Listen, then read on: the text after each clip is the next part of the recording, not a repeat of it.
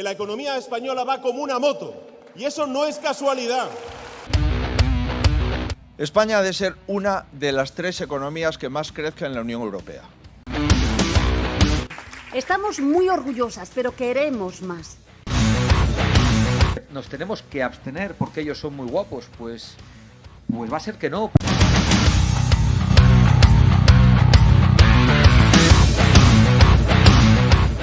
Bueno, chicos y chicas, ¿qué tal? Bienvenidos, bienvenidas un día más aquí a Charlas del Siglo XXI y bienvenidos a este especial día 23J, nuestro especial Resistir o Morir. Estela, ¿cómo estás? ¿Cómo te encuentras en estos días frenéticos que estamos teniendo de campaña? Pues nada, no estamos tan ocupados como los políticos, pero sí que es cierto que estamos teniendo una actividad muy intensa estos días, lo estáis viendo en todas nuestras redes sociales.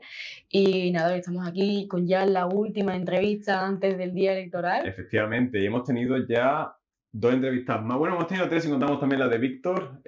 Como ya sabéis, habéis podido ver aquí en Twitch 2 entrevistas. Una que le hicimos al presidente de Nuevas Generaciones del Partido Popular de Sevilla, Alejandro García. También estuvimos el otro día con Ángela Bonilla, candidata al Congreso por el Partido Socialista. Y en el día de hoy tenemos aquí a nuestro invitado, que es a Antonio, Javier Navarro. Perdón, tantos nombres, tanto ya se me va. Javier Navarro, candidato al Congreso de los Diputados por el partido Vox, vale, el número 3. ¿Qué tal? ¿Cómo te encuentras? ¿Cómo está siendo esta campaña? Pues nada, lo primero, muchas gracias por invitarme y estar aquí con vosotros. Es un placer siempre apoyar a iniciativas que humildemente arrancan y sobre todo que son de jóvenes como vosotros. Así que nada, en primer lugar, las gracias. Y en segundo lugar, pues bueno, pues me encuentro ilusionado, con ganas ya de que llegue, con una actividad frenética en todos estos días, visitando pues, muchos pueblos, muchas asociaciones, industrias y bueno, entrevistas y medios de comunicación. Estos días de campaña están siendo súper intensos, tan intensos, vamos, que nosotros también lo estáis viviendo y lo estáis viviendo vosotros también de primera mano con nosotros.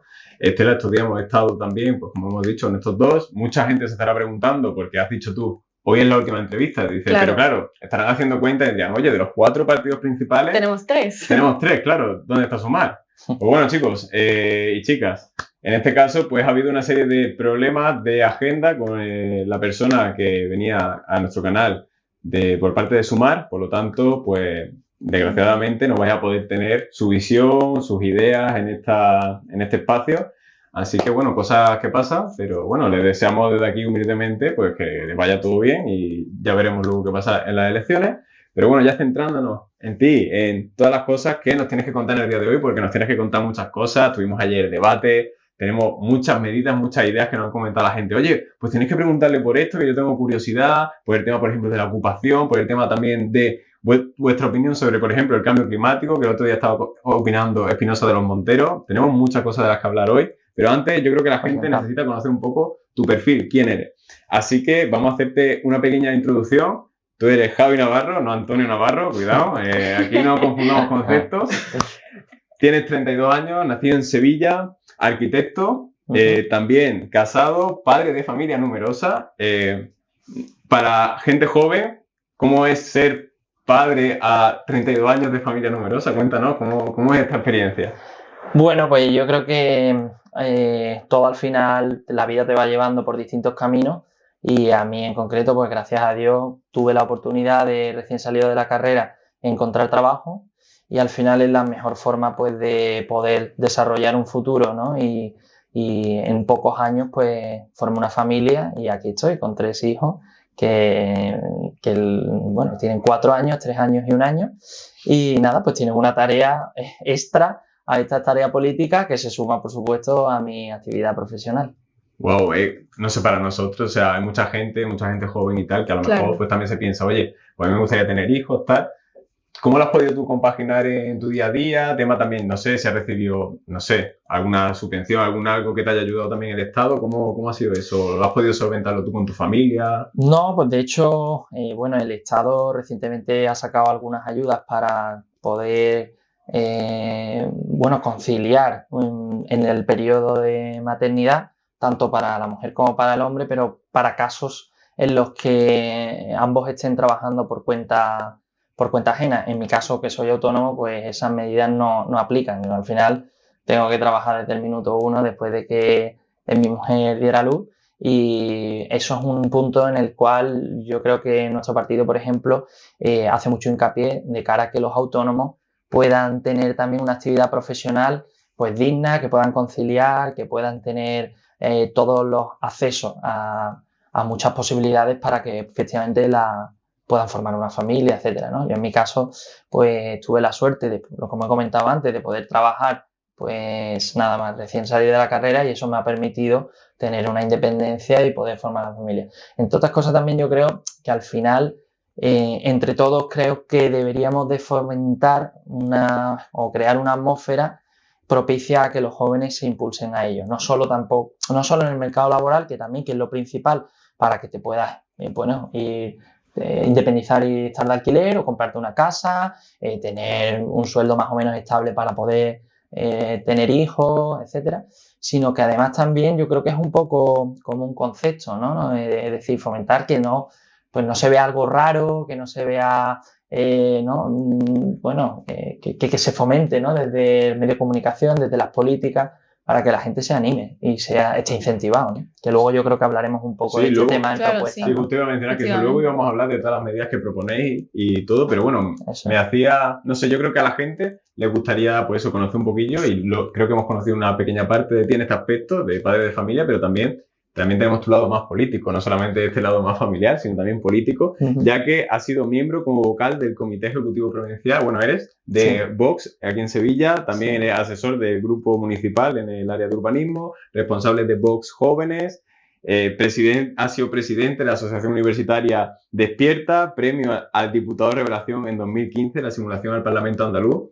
Muchas cosas, ¿no? Sí, bueno, desde muy joven tuve esa inquietud de dedicarme a la política. Veía que en mi carrera en arquitectura se perdía un poco esa inquietud por temas sociales, por temas cívicos, y desde muy joven, nada más entrar en la carrera, pues un grupo de jóvenes iniciamos este proyecto de una asociación universitaria. En este caso, pues fui el presidente, y lo que fundamentalmente queríamos trasladar a la universidad era poner encima de la mesa debates y temas que se tapaban o que a los jóvenes no les interesaba, o que a lo mejor solo se llevaban en carreras de derecho, que son siempre más proclives a la política, y en mi caso pues quería trasladarlo eso a la universidad, y desde entonces, a partir de ahí, pues me metí en asociaciones, en un poco un activismo más cívico y político en la calle, sobre todo muy relacionado en la defensa de la vida, en la defensa de la familia, en la defensa de la libertad. Siempre me he enfocado en esos temas y mi vida política ha estado ahí. Y a raíz de eso, pues apareció en escena un partido político en 2014, que es Vox, y pues me vinculé a él porque formaba parte de mi ideario político, ¿no? Y esa visión, nosotros le hemos preguntado a los demás también, el hecho de que, bueno, cuando te afilias siendo joven a un partido político y tal, surgen diferentes estigmas, vamos a llamarlos, ¿no? Y quizás en Vox, todavía más, ¿no? Claro, sí. Entonces te queremos preguntar cómo has llevado eso, desde que te afiliaste, cuántos insultos recibes de media también. Pues mira, como he dicho, al final empecé muy joven, antes incluso de que estuviera Vox estaba ahí, y yo ya estaba estigmatizado, porque defender la vida en un ambiente universitario, que vamos a ser claros, al final la mayoría de gente joven, por lo menos los que más ruido hacían en asociaciones, los que estaban, pues más vinculados a la política, siempre han sido más de izquierda, y entonces eso, digamos que era un poco tabú y había muchos temas en los que no se podía hablar, ¿no? Entonces, claro, a mí siempre me decían, no, este es el facha de siempre, este no sé cuánto y tal, ¿no? Eso lo llevaba con total naturalidad. De hecho, es más, yo me vinculé al partido porque monté una charla, una tertulia que invité a Santiago Abascal en el año 2000. Lo invité en el 2013, en noviembre de 2013, y la charla era en 2014. Yo lo invité en aquel entonces, porque no estaba creado el partido todavía, como presidente de la Fundación DENAE, Defensa de la Nación Española. Y él venía a hablar sobre la unidad de España y tal, ¿no? Y entonces, claro, yo no sabía, cuando yo lo invité, él tenía en la cabeza ya que iban a hacer un partido. Y cuando justo llegó en febrero de 2014, el partido ya se había montado en enero, ¿no? Y bueno, se montó teníamos la asociación universitaria, tenía alquilado el espacio, ya se había pagado la cuota que se correspondía en la Facultad de Derecho, y justo esa mañana, el acto era por la tarde, y por la mañana me llamó el decano y me dijo que el acto se tenía que cancelar. No sabía yo muy bien por qué, si estaba todo pagado y tal. Y dice que no se podían hacer actos políticos, pero yo ya había presentado el cartel, sabía perfectamente de lo que se iba a hablar, que era la unidad de España, pero entendía que ese tipo de políticas no se podían hacer en la universidad. Se montó una, me llamó Telecinco, de 13TV, aquello fue tremendo, y esa fue mi primera piedra para vincularme al proyecto de Vox. Oye, pues Wow. súper interesante, la verdad. Se Sí, imagina y así- que nosotros así fue. haciendo un programa Sí, de viene de repente. repente el creador de un partido que luego está... Así fue, así fue. ¿no? O sea, sí, o sea, ve, más o menos nosotros también nos podemos identificar, aunque luego tengamos en ese aspecto, por así decirlo, cuestiones que tratemos diferentes, pero sí es cierto, nosotros también invitamos a gente relacionada Claro. con la política o la cultura y tal, Profesionales entonces en de ese esos aspecto pues sí ámbitos. nos identificamos un poquillo más, o sea, Ujú. Claro, imagínate que llega aquí Juan no sé qué, que de Ves. repente en un partido que dentro de 3 o 4 años Claro, se está sí, presentando elecciones nacionales, ¿sabes? o sea, increíble, no, La o sea, verdad me parece que- súper curioso, la verdad. Sí, sí, sí. Bueno, pues yo creo que la verdad es que un perfil muy completo, hemos visto tu lado más personal, hemos visto tus primeras andanzas en la política, pero esto no deja de ser un canal joven y a todas las personas que han pasado por aquí le hemos hecho algunas preguntas para saber cómo de trillada tienen la actualidad juvenil. Estamos Entonces- perdidos aquí. No, pero mira, siguiendo un poco con lo del tema de los estigmas, hemos preguntado a mucha gente cuáles son sus aficiones, cuáles son sus gustos.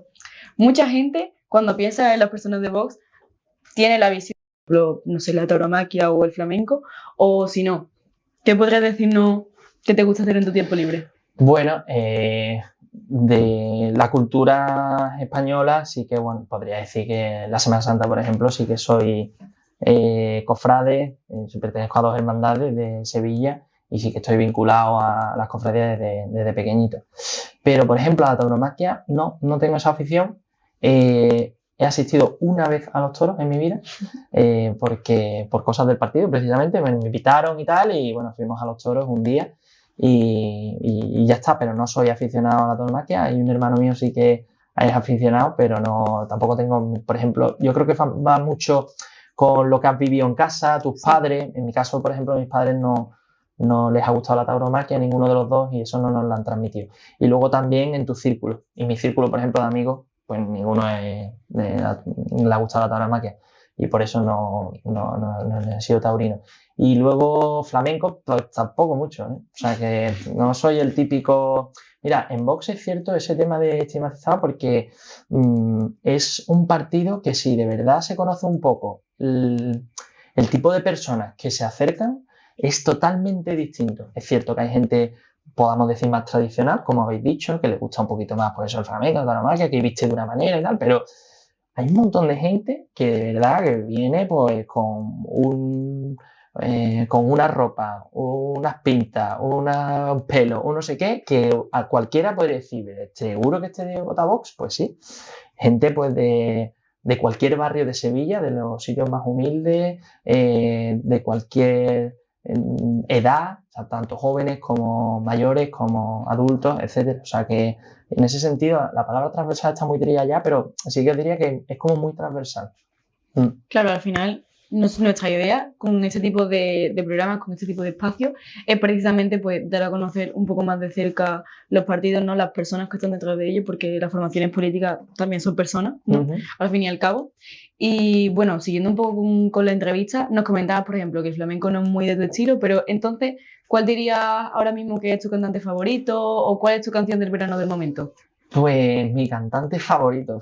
Yo es que escucho un poco de todo, la verdad. No tengo a alguien. Escucho pop, escucho reggaetón, música clásica, escucho flamenco. He dicho antes que no me gusta el flamenco, pero si salen canciones de flamenco las escucho. Pero ahora mismo una canción así que tú digas, buah, ahora mismo esta es Pues, mi canción. espíritu, ahora mismo Mira, esta semana no sé por qué, pero he empezado a escuchar mucho merengue de Manuel Turizo. Sí. Ah, Turizo, El Es merengue. verdad, es verdad. Ahora, El merengue. Merengue, porque, y os voy a Muy decir buena, por qué, porque la he puesto alguna vez para estar escuchándola mientras estaba cocinando lo que sea, y el pequeño de 1 año no sabéis cómo se pone a bailarla. Y se pone, y digo, es que esta es la canción para que cuando se ponga a llorar, se la ponga. Y entonces es mi truco mágico ahora mismo de esta semana, así ves. Pues mira, justo sobre tus niños íbamos a hablar porque la generación de los 2000 es bastante nostálgica en cuanto a las cosas de nuestra infancia y nos gusta hablar mucho, por ejemplo, de los dibujitos animados que veíamos y tal. Nosotros con el Ujú. canal Sur nos ponemos un poquito melancólicos. si no, Y- bandolero. Sí, bandolero un grande, la verdad. Y queríamos preguntarte, tú que tienes niños que seguramente que estás bastante puesto en estas cosas, ¿qué dibujito? Pues el Peppa Pig lo tengo hasta en la sopa. Pero aquí tengo un problema porque aquí el mayor es niño, de 4 años, y la siguiente es niña, de 3 años. Ya el otro no tiene ni voz ni voto. Pero claro, aquí por las mañanas, todos los sábados por las mañanas siempre tengo la misma pelea. Uno quiere Peppa Pig y el otro quiere Spiderman. Entonces siempre estamos en, venga, tú un primer capítulo de Peppa Pig y el otro de Spiderman. Entonces, eso, no, sí, ahora mismo las series estas de pequeños es lo que más estoy viendo ahora mismo. Bueno, ya está, chicos, contadnos. Ustedes que sean más de Peppa Pig, de Spiderman, queremos saber vuestra opinión. Claro. Ya sabéis, contadnos un poquillo. Sabemos que muchos diréis Doraemon o Bandolero que eran más de nuestra época, pero no pasa Yo era nada. muy de bandolera. Hay Sí, que sí. adaptarse a los tiempos. O sea, chicos, es así. Y ya adaptándonos de verdad a los tiempos, ya la última pregunta, completando el examen juvenil. ¿Sigues algún TikToker? ¿Sigues alguna persona que haga vídeos en directo? ¿Algún youtuber? Estos que te suene. Mira, el TikTok no lo tengo, no lo veo, no sé nada de TikTok, la verdad. Pero de YouTube sí sigo varios canales relacionados con la economía. Suelo ver a Rayo, suelo ver economía de fondos de inversión y de cosas. Me gusta ese tipo de vídeos porque, bueno, aparte de que te forman en precisamente un tema además que yo creo que no se forma a los jóvenes desde pequeños, porque la materia ni en los colegios, ni en la ESO ni en bachillerato, se toca a lo mejor de forma más especializada en una rama que cojas, pero creo que es una materia que se debería de saber por lo menos unos mínimos conceptos de economía y bueno, pues me sirve un poco también para despejarme de los temas más bien políticos y... Sí, incluso en la carrera, ¿no? O sea, si coges el lado más, por así decirlo, de ciencias, tecnología, salud, ya el tema de la economía te vas desvinculando poco a Claro, poco, sí, progresivamente.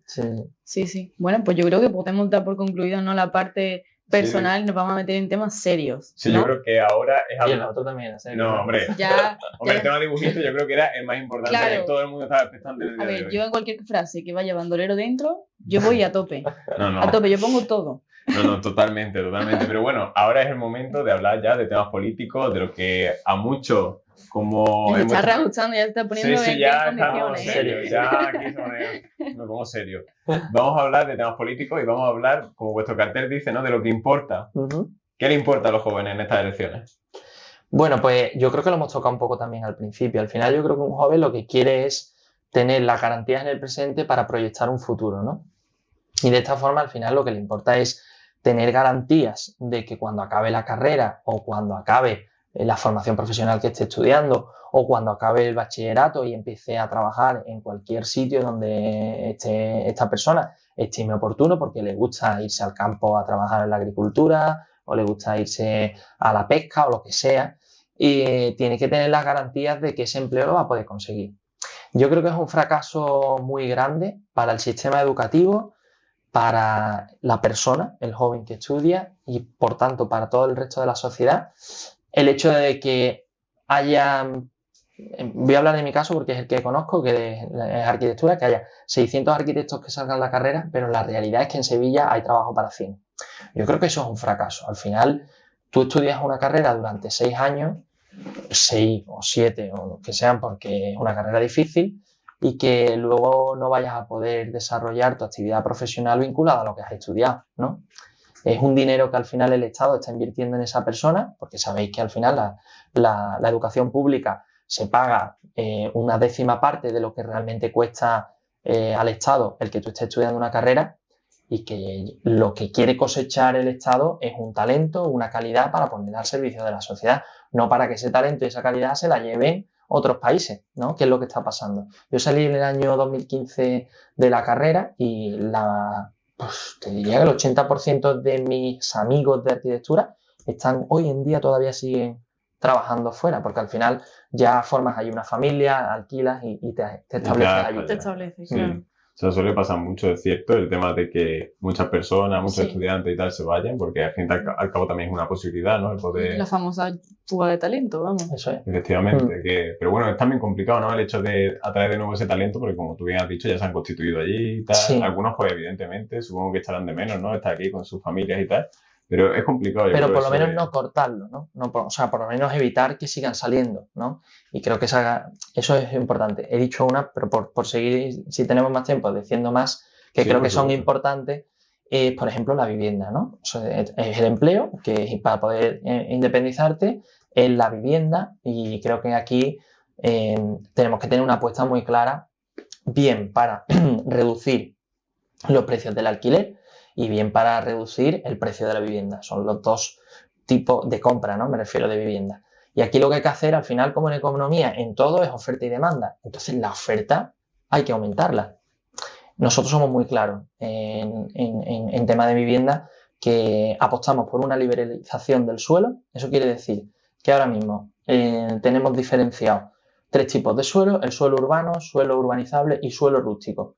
De forma que está clasificado lo que se puede construir, que es el suelo urbano, y todo lo demás, pues hay que hacer unos trámites para conseguir que se pueda construir. Nosotros lo que decimos es el contrario. Todo se podría construir, es susceptible de poderse construir, excepto aquellos suelos que la propia administración nos indique que no se pueden construir.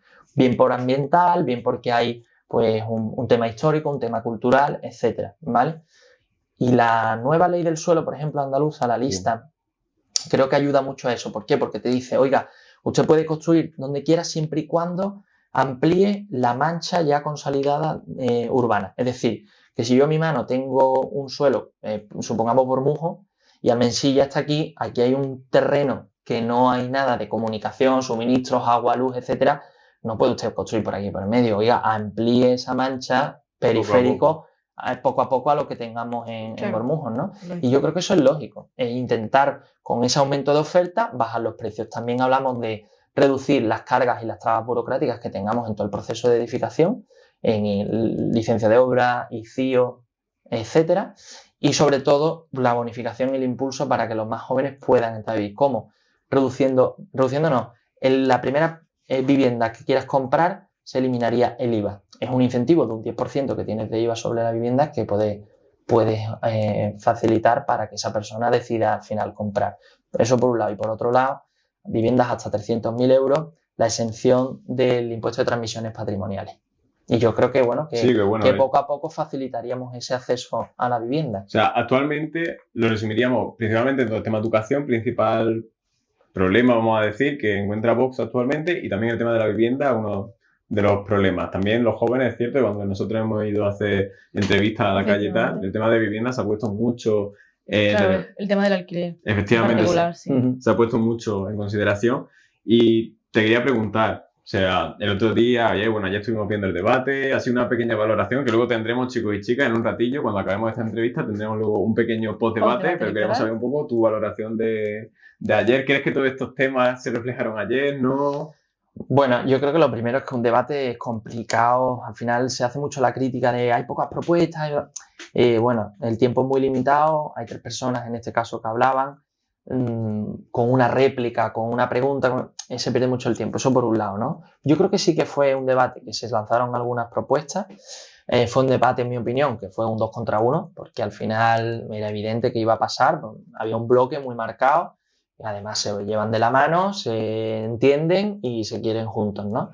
Y del otro lado, pues solo había un partido que representaba a todo un espectro de la sociedad que entiende que la mejor opción hoy en día es votar en contra de este bloque de izquierdas, ¿no? Entonces, bueno, yo creo que en este caso, hablaré por mi partido, que Santiago Abascal intentó recolectar todos los votos posibles que se han podido perder, han tenido gente dudas por el tema del voto útil, que ha hecho un poco de daño, porque sabéis que al final la ley DON pues prima a esos partidos políticos que van en cabeza, pero que al final, pues bueno, entendemos que si tú quieres realmente cambiar las cosas por una conciencia que tú tengas de unos temas determinados, tu voto más útil es el partido que realmente defienda esas ideas. Y yo pienso así, estoy aquí en política por eso. No por el cálculo estadístico o tal, sino que realmente el partido que me vaya a defender, pues voto a ese partido, ¿no? Hombre, interesante. Al fin y al cabo también un dicho, ¿no? Así en tema política de derecho y tal, que al fin y al cabo cada uno tenemos nuestras propias ideas y es difícil encontrar en un partido algo que te represente al 100%, pero sí hay partidos que te pueden representar un 60, un 40, tal, y tienes que luego evaluar, ¿no? Cuál es el que se aproxima más a tu ideología. Pero bueno, todo eso que has mencionado, el tema de debate, ese 2 contra 1 y tal, lo hablaremos en nada, en unos ratillos, pero tenemos que proseguir con nuestra entrevista y vamos a hablar. Has mencionado algunas medidas, pero nosotros tenemos algunas medidas más que han salido en esta campaña. Vamos allá. Así que, Estela, si te parece, puedes comentar alguna, después yo comento otras que tenemos así sobre la mesa. Sí, bueno, por seguir un poquito con lo que estábamos hablando, que ha sido principalmente el tema de alquiler, el tema vivienda, se ha hablado mucho de la ocupación. Nosotros salimos a la calle a hacer entrevistas a la gente y los viandantes a los que entrevistamos, uno de ellos en particular, estaba bastante preocupado por el tema de la ocupación. Se consideraba socialista y tal. Sí, de hecho dijo, me considero socialista, pero en este caso creo que necesito atajar este problema. Sé que tendré que votar otra cosa diferente. Y bueno, por eso mismo queríamos preguntar, ¿qué va a hacer Vox para acabar con la ocupación? Bueno, nosotros somos, creo, el partido más claro que habla sobre la ocupación. De hecho, como tantos otros temas, es uno de ellos que Vox lo pone sobre la mesa en el debate político y se habla de ello gracias a Vox, ¿no? Bueno, lo primero que hay que hacer es endurecer las penas a las mafias, porque la mayoría que suelen ocupar son mafias que están totalmente organizadas, que incluso marcan en sitios. Mira, en mi caso, por ejemplo, en donde yo vivo, no quiero decir que vaya a ser ocupación, porque a lo mejor, pues, probablemente a lo mejor era un robo o lo que sea, pero se han marcado en mi bloque los pisos, que lo hemos visto o algún vecino ha visto las marcas reflejadas en esos pisos. Entonces, yo quiero decir que son mafias que están organizadas y que entran simplemente para ocupar, obtener un beneficio sobre eso e irse a otro sitio en el caso de que se le eche por lo que sea, pero fundamentalmente o casi siempre no se le echa porque hay un periodo de tiempo muy largo que pasa desde que entra el juez, investiga el caso hasta que realmente se va, él ocupa.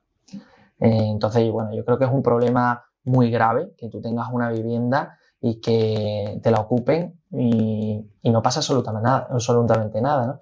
Una de las cosas, medidas que lleva Vox antes de que efectivamente haya una ley antiocupa y se eche rápidamente al ocupa que haya entrado en tu casa, es por lo menos, si no llega esa ley o tarda en el trámite o lo que sea, por lo menos que haya una exención del pago del IBI mientras está ocupada tu casa. Es que es muy grave que tú encima estés pagando el IBI, estés pagando la luz, estés pagando todo lo que hay en tu vivienda y tú sin poder entrar en esa vivienda. Entonces eso también lo lleva Vox en su programa. Es ahora, la verdad, que una preocupación que muchos españoles que ahora mismo, julio y agosto, no solemos ir de vacaciones, seguro que muchas personas tienen en su cabeza, ¿no? No sé si irme, me preocupa, cada vez parece más común, ¿no?, que haya casos de ocupación cerca. Hombre, quizás nosotros actualmente en nuestras edades no, pero sí es cierto que muchas personas mayores, cuando había pues vamos a decirlo, ese shock cultural, ¿no?, o intergeneracional entre una generación y otra, aquellas personas porque tienen su vivienda y tal, si les preocupaba más, nosotros que no estamos, hombre, tenemos nuestra vivienda de nuestros padres y tal, pero quizás no tenemos esas preocupaciones, entonces claro, no lo concebimos como una preocupación inmediata. Sí, de los jóvenes, ¿no? Sí. Bueno, es verdad que ahora mismo a lo mejor no es una de las principales preocupaciones, pero al final yo creo que hoy lo he dicho también con algún compañero, y es que muchas veces intentamos como encasillar jóvenes, adultos, mayores, ¿no? Y creo que al final el joven, aunque haya políticas que no le afecten directamente, pero sí indirectamente. Por ejemplo, el tema de las pensiones. Oye, si a ti todavía no te va a repercutir la pensión, pero sí que a lo mejor a tu abuelo y sí que a ti te va a tocar tarde o temprano. Con lo cual, eso de hablarle al joven simplemente por los temas que hemos hablado antes, ¿no?, del empleo y de la vivienda, que evidentemente son los principales y los que a un joven le afectan, pero creo que hay que elevar un poco la mirada y realmente hacer ver a los jóvenes que no solo es el corto plazo, sino que hay un largo plazo y además que no solo eres tú, Memi, conmigo, sino que vivimos en una sociedad y que todos nos tenemos que ayudar entre todos, ¿no? Pues sí, o sea, nos parece, vamos, de hecho nosotros tuvimos recientemente el tema del reto demográfico, con el tema de pensiones y tal, que lo tratamos en la universidad, el cartel y tal, y era pues una de las cuestiones que nos preocupaba, el tema de las pensiones, si iba a ser sostenible o no, entonces pues lo tratamos también. Entonces compartimos ese análisis, pero centrándonos también en algunas medidas que nos dijo la gente que le preocupaban y tal, y las queremos traer, es el tema, por ejemplo, que también ha salido en campaña, es el tema del cambio climático, de esa España verde. Queremos saber, el otro día Iván Espinosa de los Monteros estaba presentando el programa y le preguntó, si no me equivoco, un periodista internacional sobre el tema del cambio climático, si Vox reconocía o no el cambio climático, y Iván Espinosa de los Monteros dijo que sí, que lo reconocía, pero que no podía afectar a los recursos económicos de nuestro país ni podía poner en juego ciertas cosas. Entonces, la primera pregunta que muchos harán y tal es preguntarte a ti directamente, ¿Javier Navarro reconoce el cambio climático, sí o no? Sí, bueno, se hizo muy viral por el tema del inglés, ¿no? Me Sí, estabas hablando de eso, sí. que cambiaba así. Vamos a ver, claro, hay y ha habido siempre cambio climático. Los cambios en el clima siempre han existido, desde la prehistoria hasta hoy nuestros días, durante décadas. Lo que ocurre es que al final, primero empezamos con denominarlo el calentamiento global. No sé si os acordáis, pero los Sí, sí. libros de conocimiento del medio estaban, cuando yo estudiaba la ESO, era el calentamiento global.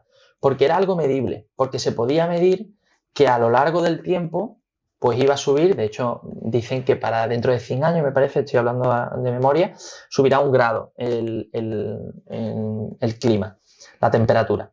Pero eso directamente pasó al cambio climático, porque el cambio climático es un concepto mucho más generalizado donde todo entra. Porque si hay calor, porque hay calor. Si hay frío, porque hay frío. Si llueve, porque llueve. ¿Me explico?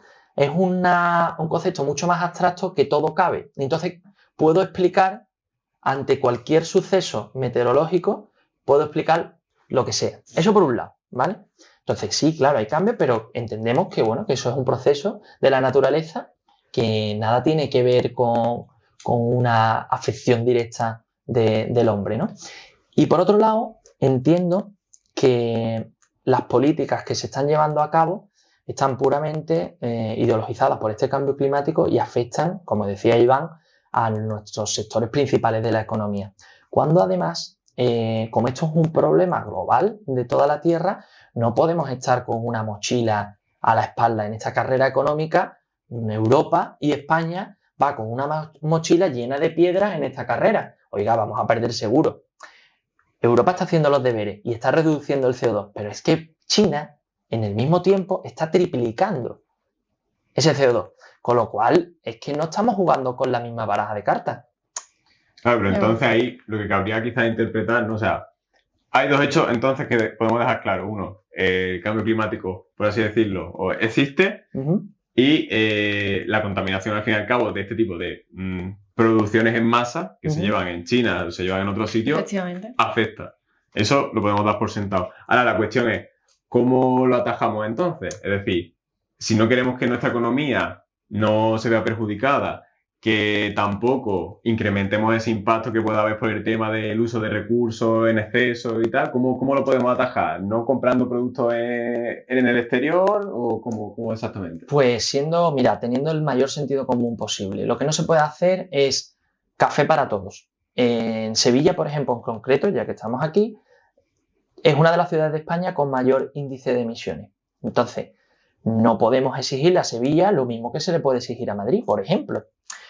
¿Qué sentido tiene que Sevilla tengamos un plan de bajas emisiones, además en la Cartuja, que es la zona más limpia de toda Sevilla, para justificar que en Sevilla se están implantando unas medidas ideológicas de cara a la galería, de cara a Bruselas? Oiga, vamos a ser sensatos. Si en Sevilla no hay un problema de este tipo, no lo hay. No tenemos que estar todos cortados por el mismo rasero. ¿Me entendéis o no?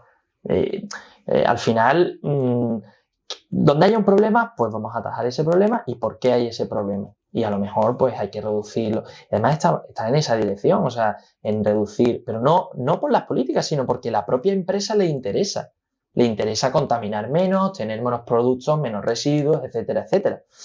Pero lo que no se puede es criminalizar al campo, a los sectores principales afectados, a la industria, cortando fábricas y sobre todo la imposición. Es decir, oiga, si yo tengo un coche de diésel de hace 20 años que me va bien, me funciona y no tengo un poder adquisitivo para comprarme un coche eléctrico, ¿por qué usted me tiene que imponer esto? Es que no tiene mucho sentido. Además, que nos podríamos meter aquí en millones de historias, pero por ejemplo, los coches eléctricos que funcionan con las baterías de litio, es que el litio no es inagotable. Aparte que las baterías de litio, eso se tendrán que tirar. se tendrá que renovar. ¿Dónde van esos residuos? La contaminación del litio, ¿eso qué hacemos con eso? Con lo cual hay mucho, en casi todos los grandes temas de las políticas hay muchos intereses económicos. Y a mí lo que me extraña es que un partido como Sumar, por ejemplo, que se da como defensores de los trabajadores, se haya alineado a esta agenda globalista que nada tiene que ver con el pensamiento de un trabajador. Esther, ¿algún otro tema que tengamos así sobre la mesa importante antes de entrar en las famosas medidas controversiales? Bueno, a ver, hemos hablado de ocupación, hemos hablado de vivienda, hemos hablado de alquileres, hemos hablado de cambio climático, hemos hablado de pensiones. Otro de los temas que quizás, ya pasando a un lado más social y no tan económico, que también se han tratado mucho en los últimos meses, ha sido el tema del derecho al aborto y del derecho a una muerte digna, por llamarlo de alguna manera, por la ley de la eutanasia que se aprobó hace relativamente poco. Se ha hablado mucho desde Vox del llamado derecho a la vida. ¿Y nos podrías contar un poquito qué ideas tenéis en cuanto a esta legislación, qué proponéis? Sí, bueno, nosotros lo tenemos claro en esta materia desde la fundación del partido, que tenemos que proteger, las instituciones tienen que proteger a la vida desde el momento de la concepción hasta la muerte natural. Eso quiere decir que en materia de ley del aborto derogaríamos la actual ley del aborto y igualmente con el tema de la eutanasia, que también la derogaríamos. Simplemente porque al final entendemos que primero hay que poner en defensa de la vida humana, ¿vale? Del más indefenso de todos, que es el neonato, y de los mayores, pues que al final estén en una etapa de su vida que ya no se puedan valer por sí mismos y que la sociedad y las políticas con una ley le impulsen a que tomen esa decisión, nos parece muy poco acertado. En ese caso, lo que proponemos son medidas, leyes, que lo que hagan precisamente es proteger a estas personas, a la vida desde el momento de la concepción y a la muerte natural. ¿Cómo? Por ejemplo, en el caso de la eutanasia, dando prioridad, incentivo, promocionando los cuidados paliativos antes que promocionar la muerte. Al final entendemos que es mejor defender la vida antes que impulsar la muerte de las personas, ¿no?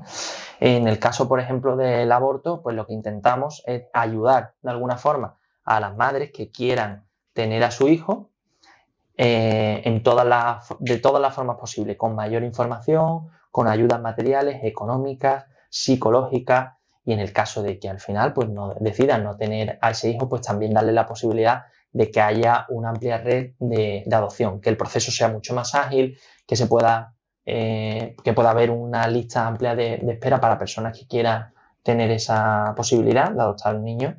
Y bueno, pues al final es ver el lado positivo de las cosas antes que ver lo negativo, y no tener esa cultura del descarte y de tirar por la solución fácil antes de que, aparte también por el tema del reto demográfico, que es una forma de ayudar a que la natalidad se impulse, ¿no?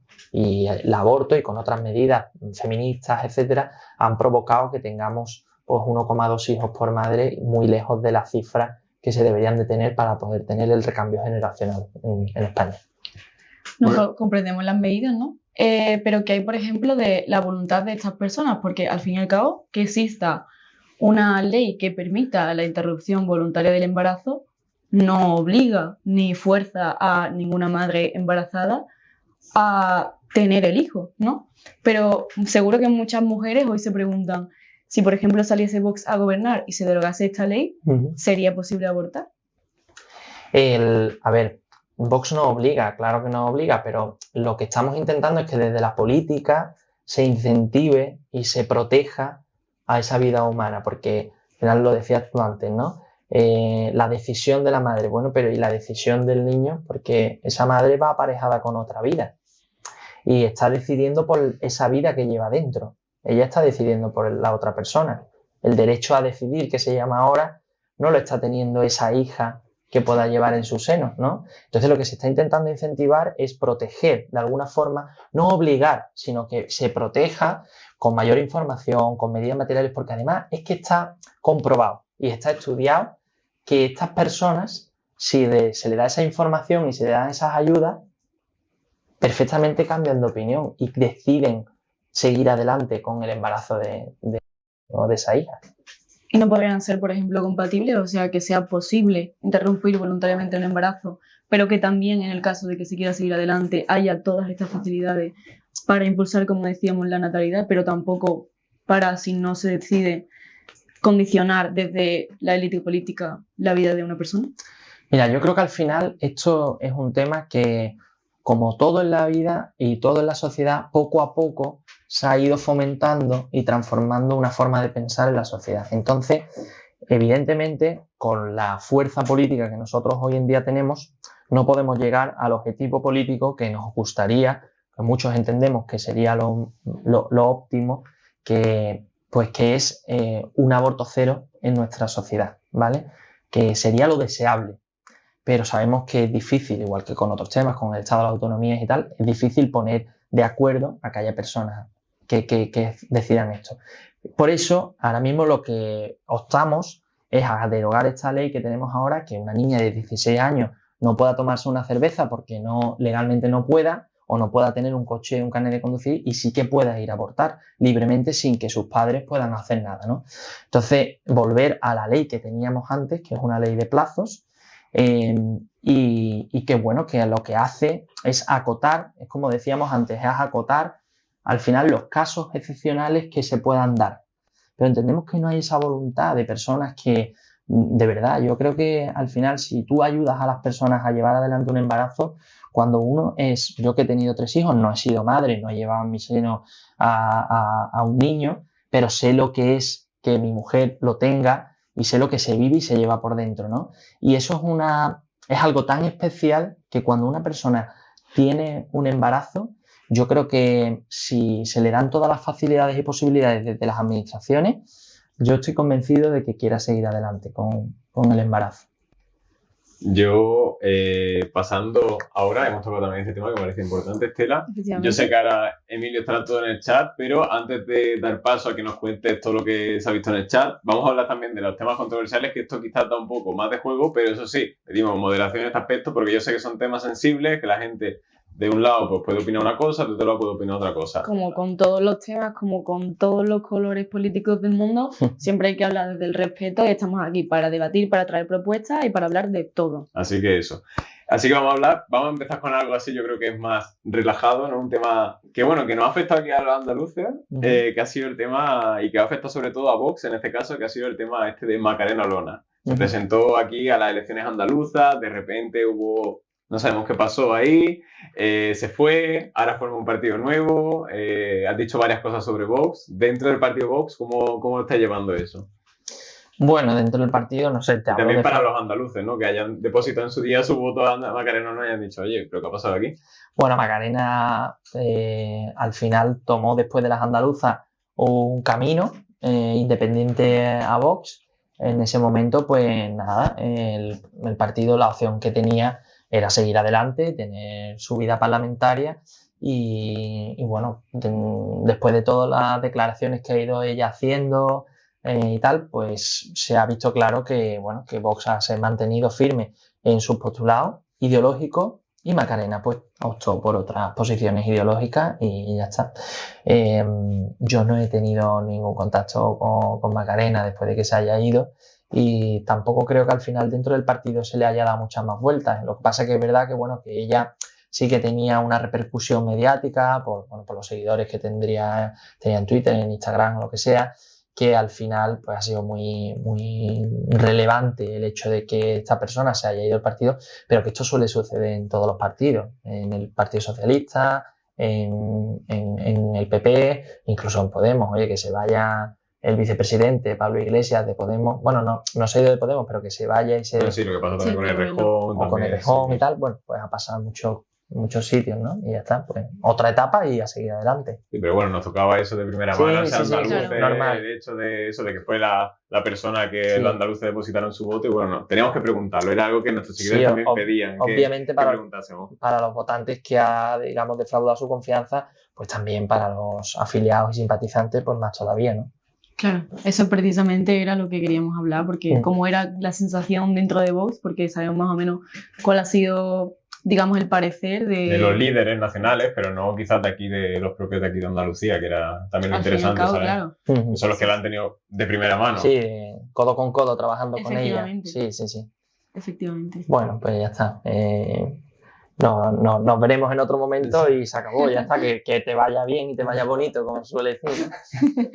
De hecho, hablando sobre Andalucía, no sé si quieres comentar algún otro tema, que hemos estado hablando antes de las autonomías y José y yo teníamos Sí, una nosotros pregunta. estuvimos planteando, ¿no? Así como temas controversiales que suele haber, ¿no? Este tema de centralismo, que Vox propone, ¿no? Que se centre en el Estado, ¿no? En tema estatal, que agrupe diferentes competencias que tienen actualmente las autonomías.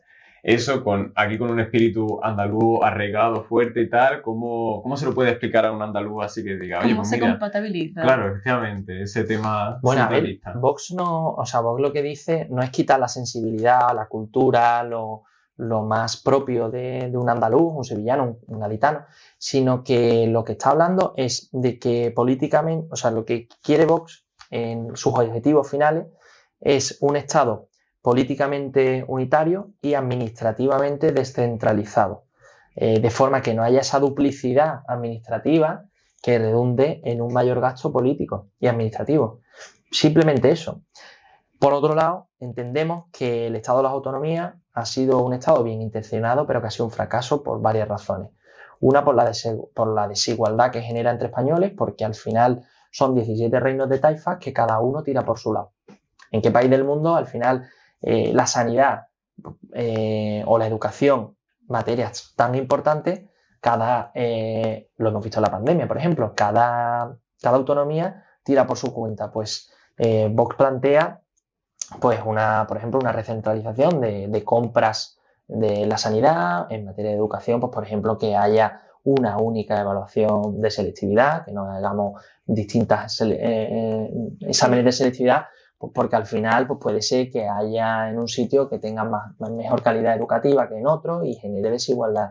Y sobre todo luego también el tema de las lenguas, ¿no? Que no podamos estudiar en Galicia en castellano o en Cataluña o en el País Vasco por el hecho de que se potencien las lenguas oficiales. Sí. ¿no? Bueno, pues yo creo que ya lo único que nos queda es el último tema estrella, ¿no? Que creo que creemos que, digamos, el que más quizás polémica genera alrededor de Vox, que es el tema de la desigualdad de género. Queríamos preguntarte cómo veis desde el partido este tema, cómo tratáis la violencia de género, qué ideas tenéis, qué propuestas tenéis. Se ha hablado mucho de la violencia intrafamiliares. Claro, se ha hablado de cambiar el concepto, porque pensáis de otra forma. Sí, bueno, esto yo creo que ha sido un tema muy recurrente además en esta campaña y hemos hablado por activa y por pasiva de este tema, ¿no? A ver, nosotros no negamos la violencia existe y además es una violencia que se está dando desde que se han empezado a contabilizar el número de víctimas, y nosotros lo que decimos es, por un lado, que queremos derogar esta ley porque no está siendo efectiva, no está siendo real porque no está reduciendo el número de asesinatos de mujeres. Seguimos manteniendo las mismas cifras cada año. Por tanto, esa ley no está solucionando nada. Eso por un lado. Por otro lado, ¿por qué jugamos con el tema lingüístico de violencia de género, violencia intrafamiliar? Porque la coletilla de género parte de una premisa de que existen géneros. Y los géneros, nosotros entendemos que lo que existe son sexos. Sexo masculino y sexo femenino. Porque si no deriva en lo que luego ha pasado, por ejemplo, en la ley trans. Puede haber género fluido, género no sé cuánto. Eso por un lado. Luego, por otro lado, porque provoca esa guerra de sexos, porque al final una ley que criminaliza al hombre por el hecho de ser hombre, porque lo que dice la ley es que de forma estructural el hombre es un violento, pues lo que hace es al final un enfrentamiento entre ambos sexos, la 50% de la población enfrentado con el otro 50%. Luego porque genera desigualdad. Somos el único país del mundo que tenemos tribunales de excepción para hombres, por el hecho de ser hombre. Y luego además porque niega la presunción de inocencia, porque directamente por una denuncia pasa el hombre la noche en el calabozo. Entonces, por toda esa serie de motivos, entendemos que la ley es un disparate, ¿vale? ¿Por qué proponemos una violencia intrafamiliar, una ley de violencia intrafamiliar? Porque entendemos que ampara de forma específica ese caso de violencia, pero de una forma un poco más amplia sin criminalizar a ambos sexos.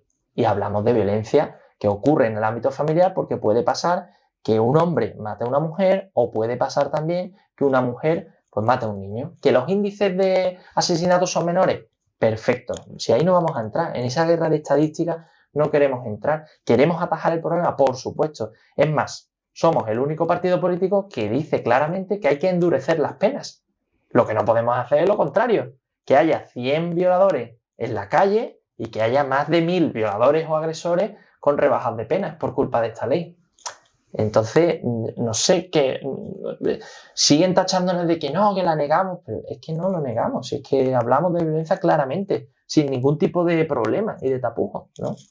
Yo creo que muchas mujeres ahora mismo se estarán diciendo, bueno, en cierta manera la guerra entre sexos ya está abierta, ¿no? Porque efectivamente me decía que sí, no entramos en los datos, pero al final los hechos son los que son. O sea, hay muchísimos más de asesinatos de mujeres a manos de hombres que de hombres a manos de mujeres. Y por tanto, sí que hay, a ciencia cierta, una discriminación de la mujer por parte del hombre, y por eso existen estos tribunales en los que se juzga no a hombres por el hecho de ser hombres, sino a personas que han abusado o que han matado a mujeres. Sí, pero la ley lo que ampara es a que se ajusticie a ese hombre por el hecho de ser hombre. Porque si no, está el Código Penal, que por el hecho de haber matado a una persona vas a la cárcel con una serie de años. Pero ¿por qué han matado a una persona? Me explico, es que el concepto cambia radicalmente. Y nosotros no estamos poniendo en jaque esa violencia, sino lo que estamos poniendo es lo que hay detrás. El concepto ideológico que gira en torno al género. Simple y llanamente. Y aparte, somos los únicos que endurecemos esas penas, con lo cual somos el principal partido interesado en proteger a esas mujeres. Pero claramente lo decimos, sin ningún tipo de duda. Y el otro día, por ejemplo, en el debate, ¿no?, que salió la señora Yolanda Díaz poniendo una serie de fotos, sí, y dijo también algo así como que había también miembros de Vox que estaban condenados. Sí, bueno, el candidato al Congreso por parte de Valencia estaba condenado por violencia de género. Que eso, ¿cómo se puede decir que, o sea, entonces la gente cómo puede analizar el hecho de que queráis combatir, endurecer las penas y tal, pero luego se permita que por ejemplo, este señor o esos señores que mostraban ayer, como un ciudadano que esté viendo la tele y tal, diga, oye, ¿y esto cómo puede ser posible? Pues mira, son dos cosas independientes. Uno es el tema de las fotos que salieron en el debate, que eran dos personas que en ese momento se estaban riendo, pero no aparece todo el contexto. Yo no sé lo que ocurrió y no puedo juzgarlo, pero aparentemente es una foto tomada de dos personas que se están riendo y que ella hace un juicio de valoración de que se están riendo de las víctimas. Pero es que eso entenderá cualquier espectador que eso es un juicio que ella se ha inventado. Bueno, más allá de la foto sí que tenemos al candidato que sí que... Eso sí, eso por un lado, ¿vale? Y luego por otro lado lo del candidato. Lo del candidato fue no una violencia... o sea, fue una violencia verbal, no fue una violencia física, no me salía la palabra. Fue una violencia verbal y psicológica hacia su mujer en un proceso de divorcio. Vale, perfecto. Fue condenado, cumplió su pena y ahora mismo pues es que tenemos que...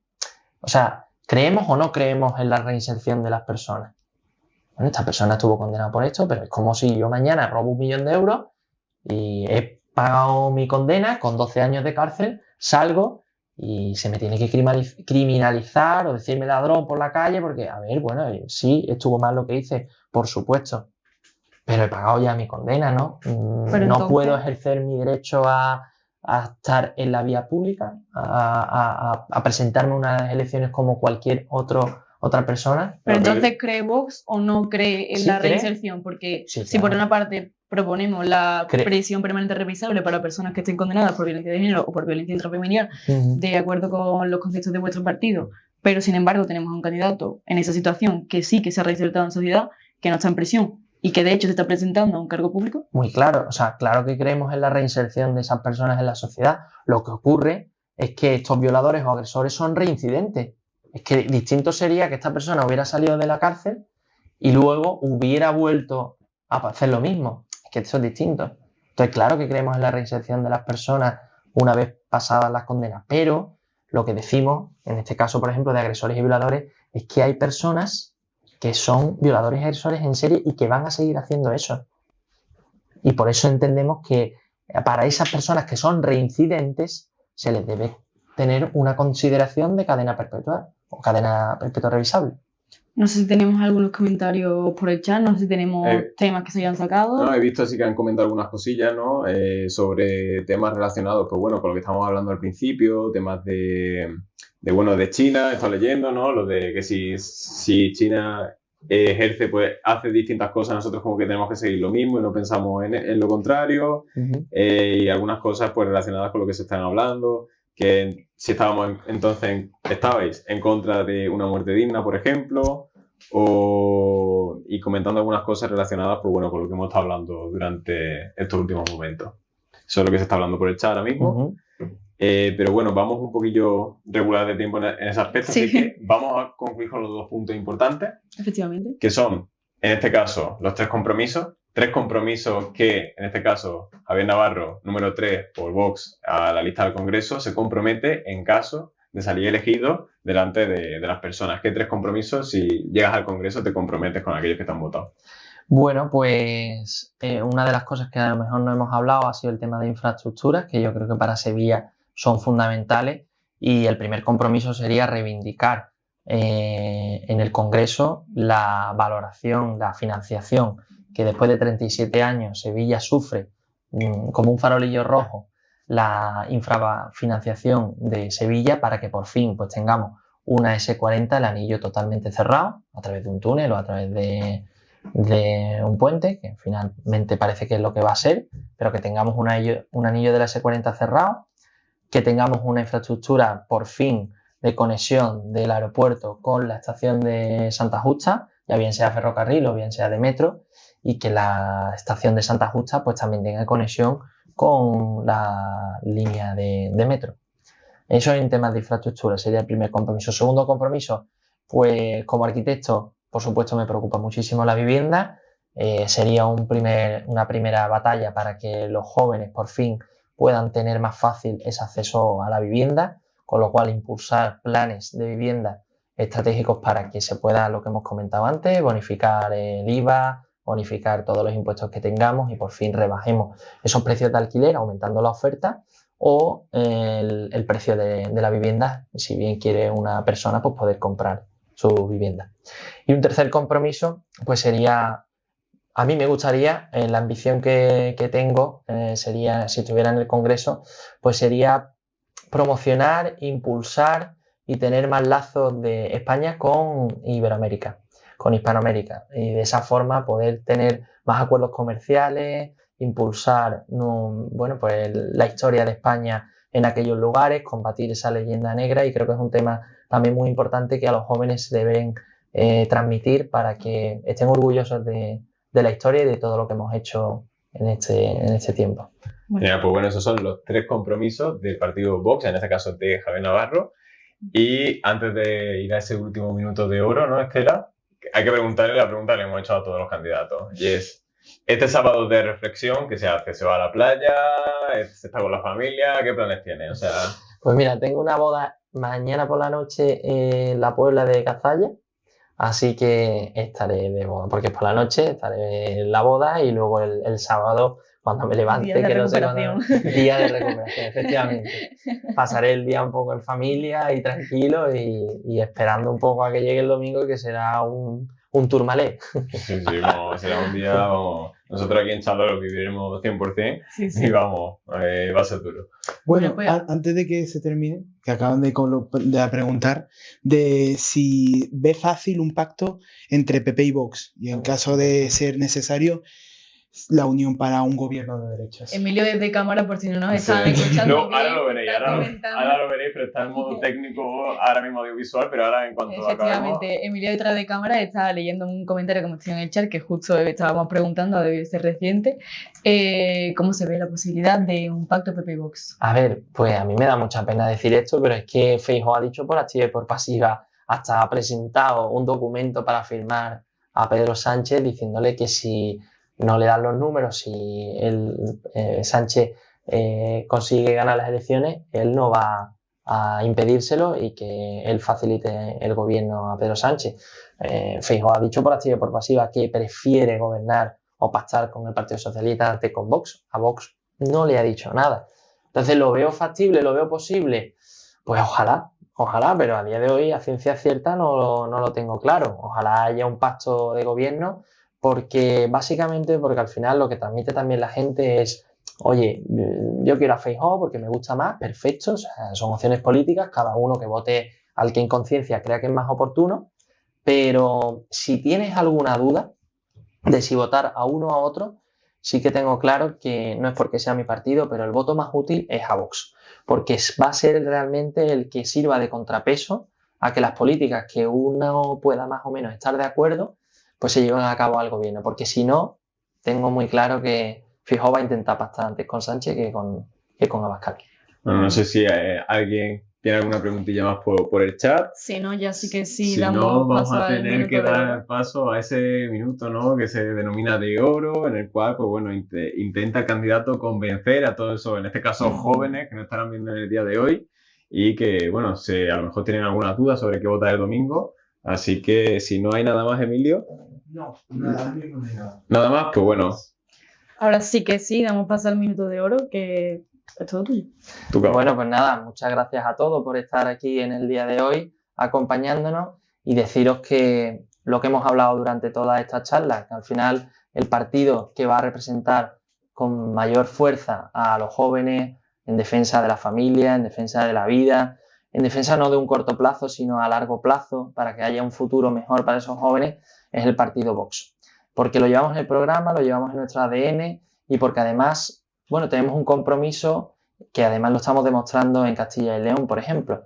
Así que yo creo que el 23 de julio el voto más efectivo, el voto útil, es votar a Vox. Cuento con tu compromiso y espero que nos dejes ese apoyo. Muchas gracias. Pues bueno, esto ha sido todo ahí. por ahora. Por ahora ha sido un placer que ya hemos podido compartir también las ideas de Vox, ya sabéis, hemos estado con Partido Popular, con Partido Socialista y con Vox en este caso, y contigo pues cerramos en este ciclo de entrevistas. Por ahora, quién sabe si en un futuro se vislumbra a lo mejor una repetición electoral, porque esto nunca se sabe lo que puede llegar a pasar. Esperemos que no. Esperemos que no, por el bien de los españoles y del bolsillo también de los españoles. Pero los trabajadores de correo, si no, están ahora mismo ya volviendo de la playa corriendo.